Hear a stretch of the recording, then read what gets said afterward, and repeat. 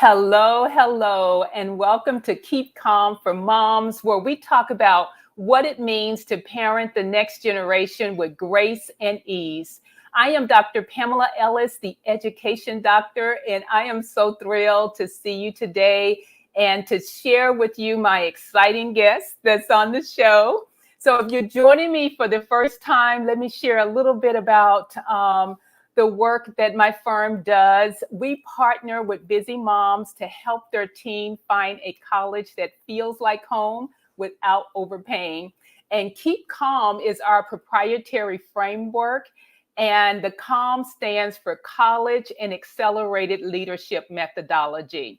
The 5 pillars of Keep Calm are academic, social, financial, vocational, and cultural. And we believe that the glue that holds it all together is parent engagement. And so I am really excited to have my guest join today because it's going to be all about that financial pillar and talking about family financial literacy. So it's not just for teens, but it's also for us as parents as well.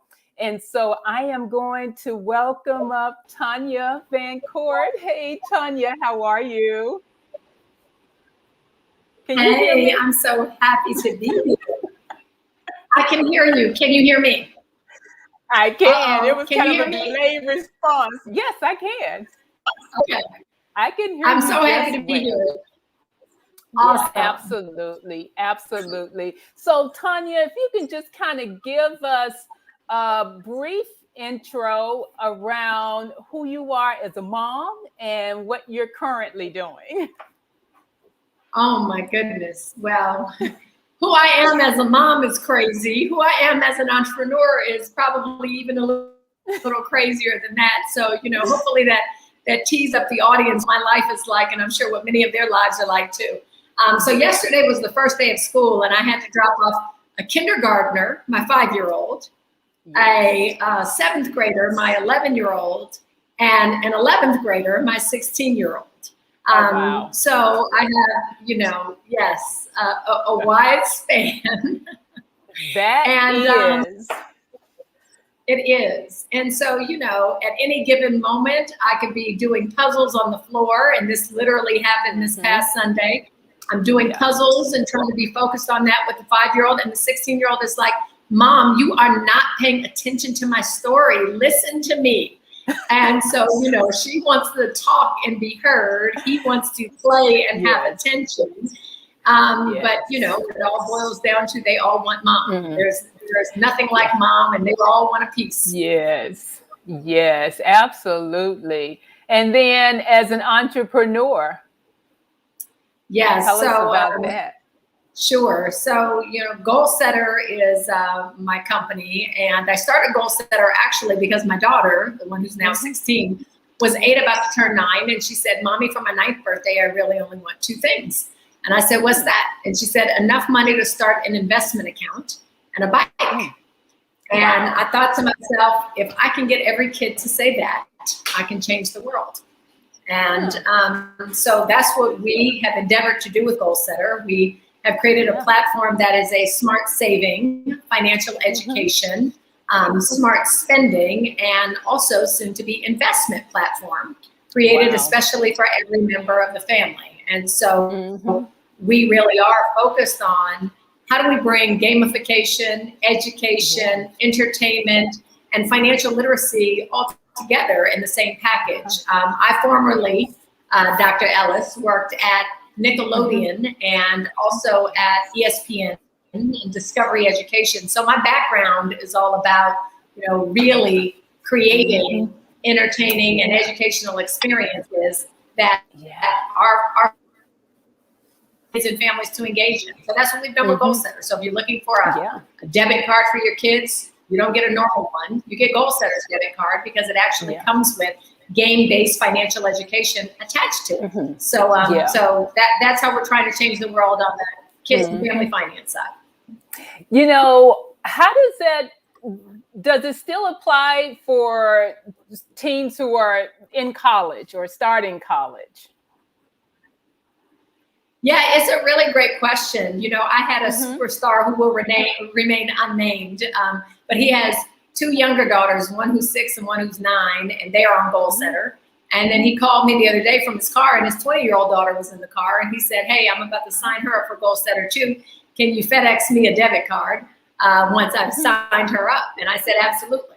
Because what we find is that financial education has been missing in this country for not just one generation, but probably for 3 or 4 generations. Yeah, and so parents don't know how to teach their kids financial education. 20-year-olds don't have the financial education, but 5 and 6-year-olds don't either. They're starting off on the wrong foot. So that's why Goalsetter really is that family platform that addresses the needs of every single member of the family. And when I tell you that we absolutely have college students on it and we have 7-year-olds on the platform, we do. We've tailored it to every age and where they need to be, what they need to know at that milestone. Yeah, yeah. You know, one of the things that I don't know how it's included in there, and I'm wondering if you've given some thought to it, is philanthropy and how that might fit in with saving, spending, and investing as well. Yeah, you know, we let kids and family members set up their own goals. And on the piece of the platform where they set up goals, there's saving goals, sharing goals, and spending goals. And we recommend some goals. We recommend sharing goals, give back goals based on things that kids have told us that they're interested in. What are kids interested in? They're interested in racial justice. They're interested in the environment. They're interested in, in causes that are really prevalent and crises, quite frankly, for their generation. So we have identified a number of organizations that they can give back to. And that's certainly an important part of our platform, helping kids to understand that your financial life is not complete if you make all the money and keep it for yourself, right? That you are still incomplete. Part of the reason that you make money is that you can affect causes that matter to you. You can affect change in the world in important ways. And so we want them to understand, the very power that money gives them to give back, not just to help others, but to affect change in this world. Yeah, absolutely. Absolutely. Now, tell us, though, about the age range. How you manage that as a mom between 5-year-old and 16-year-old? I mean, do you have the 16-year-old do babysitting? Or, how do you manage that? What's funny is that, the world has changed so much in just one generation. My mom had 6 kids. And I was the baby, and my oldest sister is my best friend in the whole world. And she was 13 years older than I was. And she couldn't go anywhere without me. I don't know how the child went on a date when she was in high school without me, because I was attached to her hip. We lived in Oakland, and we were on a street that had a dead end. And so we knew everyone on our street. And so as she went up and down the street to her friends' houses, here was her baby sister, 3 years old, 4 years old, connected to her. And so that is truly one of my fondest memories growing up, how we were best friends when we were young, and we're best friends to this day. And and that's what I want for my kids. And I'll tell you, the 16-year-old and the 5-year-old are incredibly close. He had his first day of school, again, kindergarten, yesterday on Monday. And on Sunday, she told him she was going to take him to Target and buy him a surprise for his first day of school. And so all day Sunday, he was like, "Gabrielle, are we going yet? Gigi, can we go? I want to get my Ryan surprise." And so she took him on the subway to Target by herself while my 11-year-old was busy fracturing his ankle after basketball practice. You hear I didn't say in basketball practice, after. He decided to play tag after and fractured the ankle the day before school. So I was with him in the emergency room while the 16-year-old was taking the 5-year-old to get his pre-kindergarten surprise. And and so that's a big piece of it, right? It's like, how do you create these moments where they spend special time together, where they bond together, that you're not the only glue that binds, because I won't be here forever. And I want them to have those same moments where they feel connected, where they remember some of the best times of their childhood being with one another. Yeah, yeah. Now, Tanya, I would think that given just the amazing career that you had prior to being an entrepreneur, it would have been easy to continue that path. And so, aside from your daughter's initiative and her statement, what would you say drove you to being an entrepreneur as opposed to continuing in the corporate path? That's such a great question. And the truth of the matter is that, you can attribute it to one of two things, craziness or God. And, they say that most entrepreneurs, they just have this entrepreneurial bug and they're crazy and they know they're crazy and they know it's a long shot and they know it's a ton of hard work, but they just have an entrepreneurial bug. I never had that, Dr. Ellis. I didn't care about being an entrepreneur. I didn't want to be an entrepreneur. I was doing just fine with my corporate gigs and my corporate life. I had, really great jobs, doing meaningful things, doing interesting things. Yeah. But for me, truly, when my daughter said, I want an investment account, and, I live in Bed-Stuy, Brooklyn. I'm from Oakland, as I said. My daughter was this little caramel colored child with these two puff ponytails on the side of her head. And in her, I saw every other Black child in America. And I knew that there were no other financial technology companies that were led by Black women and who were going to be providing them with products that came from a sensibility and a perspective and a lens that put them first. And I knew that I had all of this fantastic background that, someone else had ordained for me, because I had no idea why I was at Nickelodeon and then why I was at Discovery Education, right? I had the educational chops. I had the gaming chops. I had the, creating new digital products chops. And I had never really designed my career in that way. And so I really believed and thought in this moment, wow, this is what my career was leading to. And this is why it was leading here. Because I'm supposed to change the world for these children who need me in this position to do so. And it's funny because when I was little and they asked you, what do you want to be when you grow up? And I always used to think to myself, I'm not sure if I ever wrote it down, but I always thought to myself, I really want to be Dr. Martin Luther King Jr. That's who I want to be when I grow up. But, I always thought that's crazy and that's an impossibility. In my heart of hearts, I wanted to build bridges. I wanted to close gaps. I wanted to, set Black folks free and make the world just and right. And so that's a big part of the work that we do now, right? We're the only debit card in the market that has financial education attached to it.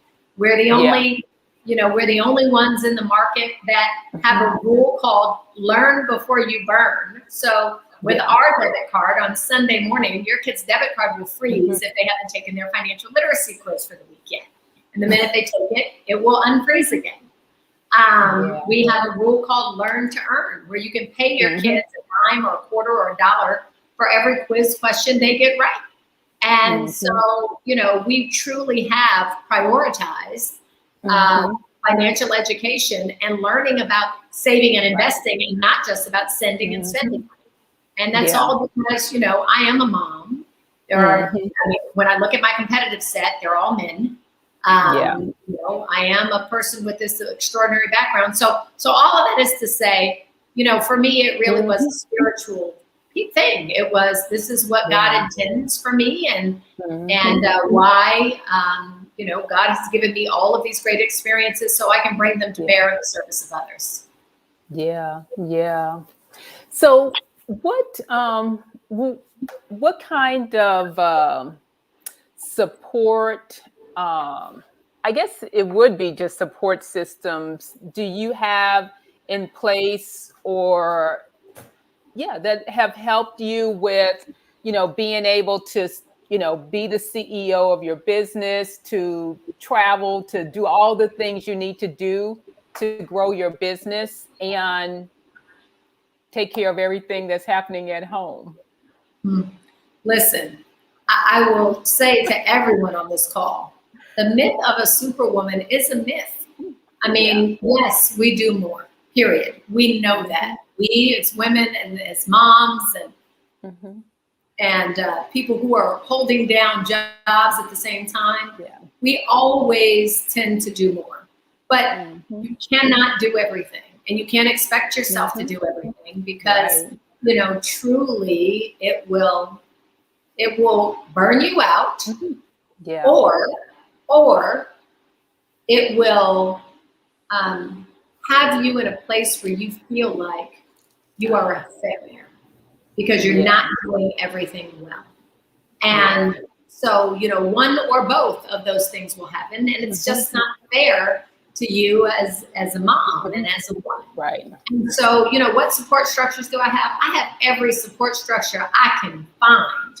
I mean, you know, listen, I have a babysitter who, you know, picks up. I mean, I was on drop off and pick up this week because it's the first week for the kids. But she will drop off and pick up my kids from school because I can't travel an hour across town in Brooklyn traffic and an hour to get back and be ready for my work day in time. So she's going to drop off and pick up my kid from school. I have, you know, a partner who does so much from cooking to laundry to everything else. And that is certainly a blessing. I have my 16-year-old daughter who I'm like, last night I needed to go and, you know, go to the medical supply store to get something for my son who had sprained his ankle. So I said to my daughter, I need you to take care of Maxwell, your brother, give him a bath before I get home so that he can be all ready to eat and then go to bed.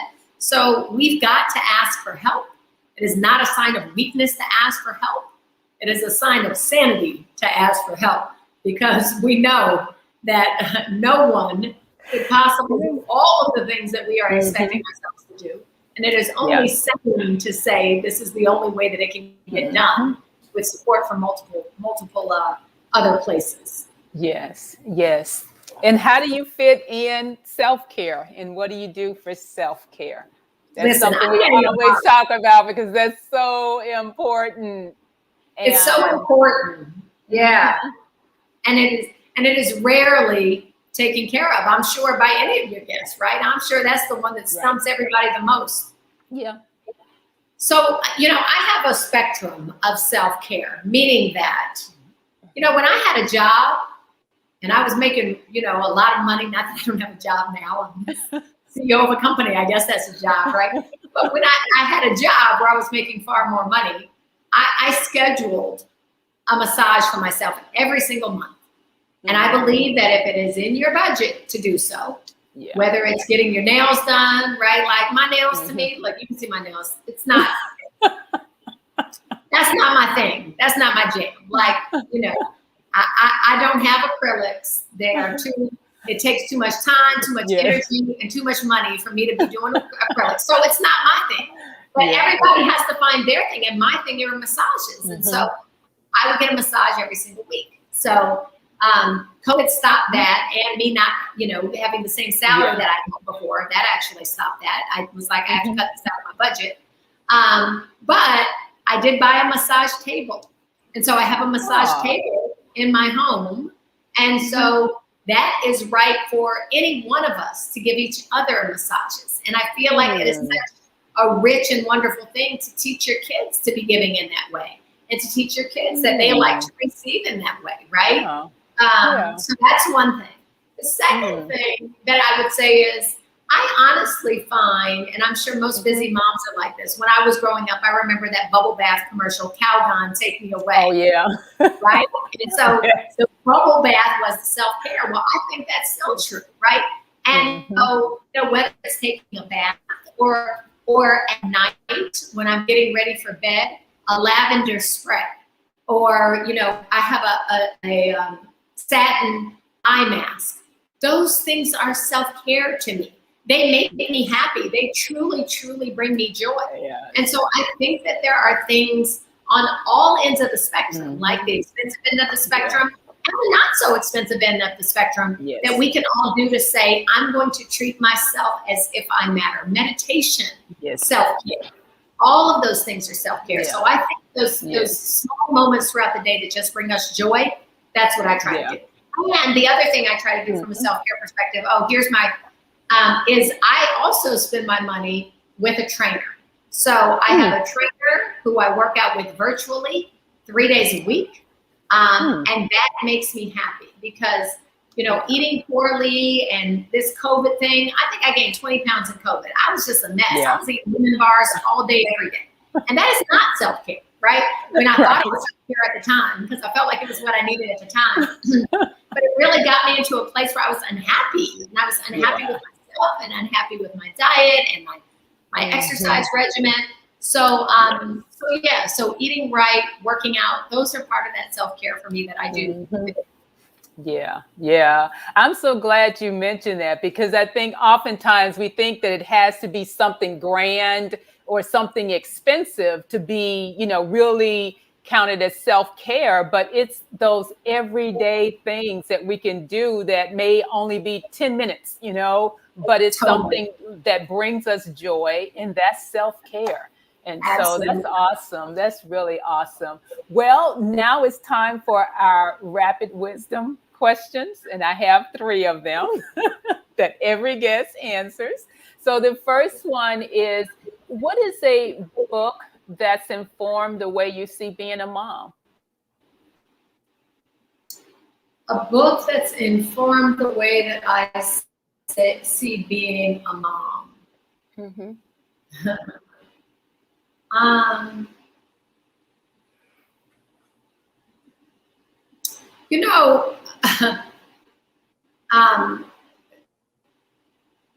There was this Tanya Van Court book that I read many, many years ago.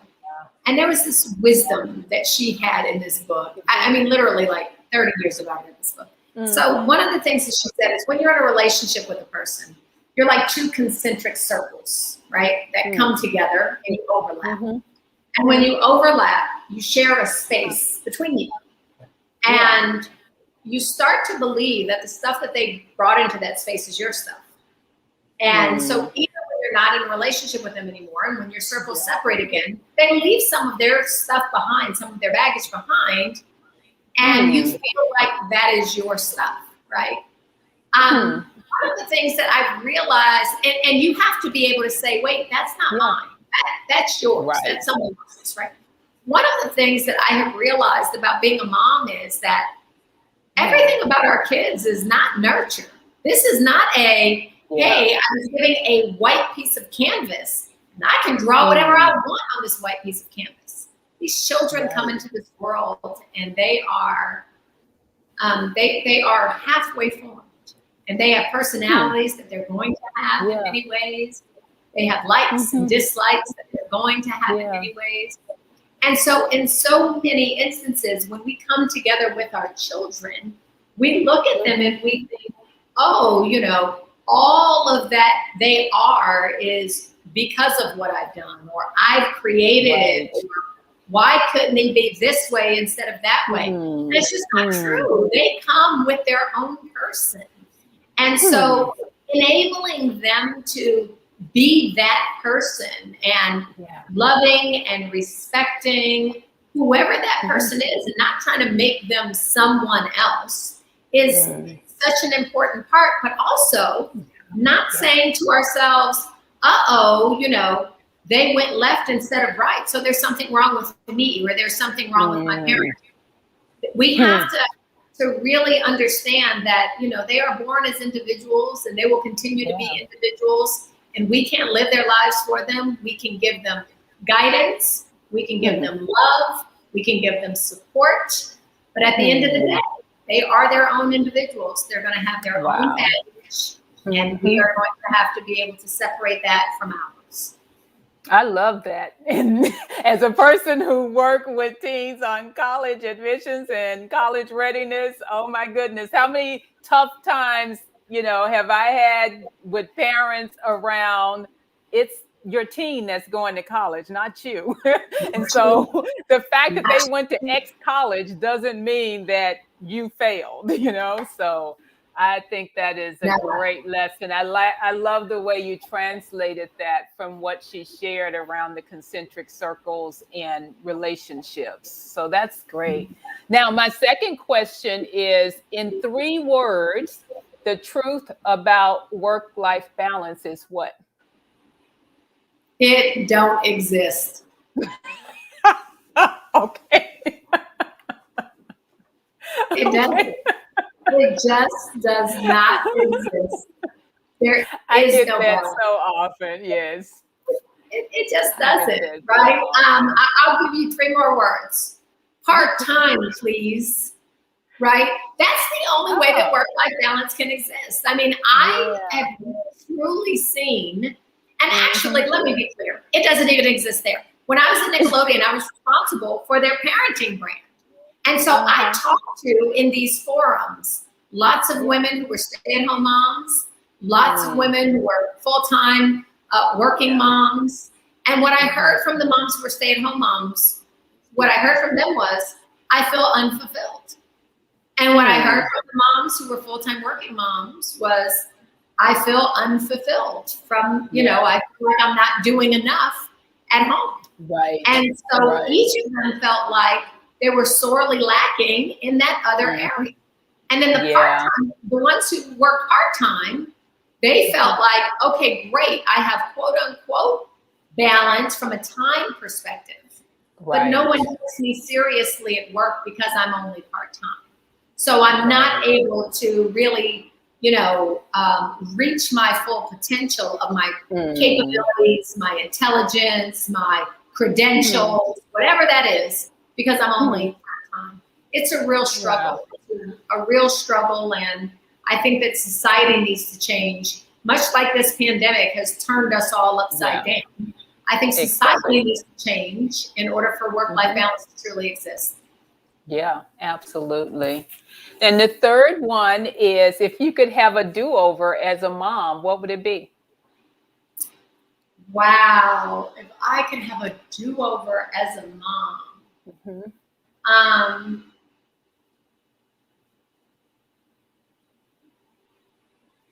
yeah, so you will not find this hard to believe, but I'm a little bit of a type A personality. I Really? am a I am a perfectionist. And so, I have always held myself to Mhm. really, really, really high and sometimes Mhm. impossible standards. Yeah. And what I realized was, I have a friend and he went to Yale, Mhm. and I think his wife went to Princeton. Mhm. And he said he and his wife don't wear their college sweatshirts around any of their kids because they Mm. didn't want to put the pressure on their kids that unless you went to an Ivy League school or a Stanford or an Yeah. Oxford, that you're not successful. He didn't want to put that pressure on his Mm. kids. And so the first 5 years of my daughter's life, I bought her a Stanford onesie. And she had some Stanford pom poms, and I'm sure she went to a lot of Stanford games. I mean, there was a whole lot of Stanford. And then Yeah. I really woke up and said, "Oh my gosh, what am I doing to this child?" Mm. So, for the past 5 years, now that she's 16, I've tried to undo all of that. And so I Mm. tell her all the time, I don't care what school you go to, as long as the school that you choose, you have as great of an experience as I had at my school. I want you to Mm. love it like I loved my school. I want you to be challenged like I was challenged at my school. I want you to make Mm. lifelong friends like the ones I made at my school. I don't care what Yeah. school you go to, as long as you have that beautiful, extraordinary Yes. experience for you. And I wish I had known Mm. that sooner, and I wish I had said that sooner. Yeah, that's awesome. That's beautiful. So thank you so much, Tanya. And how can our listeners get on Goalsetter? Listen, I want all of them, whether they have kids, grandkids, nieces, nephews, godchildren. Yes. Go sign that kid up for Goalsetter today. We have weekly financial education quizzes. We have a savings Mhm. account. We have a Yeah. teen and tween debit card. We have Mhm. investment accounts coming soon. It really is Yes. an extraordinary, Yes. extraordinary platform. So just go to Goalsetter, GOALSETTER.co. You can also go to the Apple App Store or to the Google Play Store and download Goalsetter in either of those places.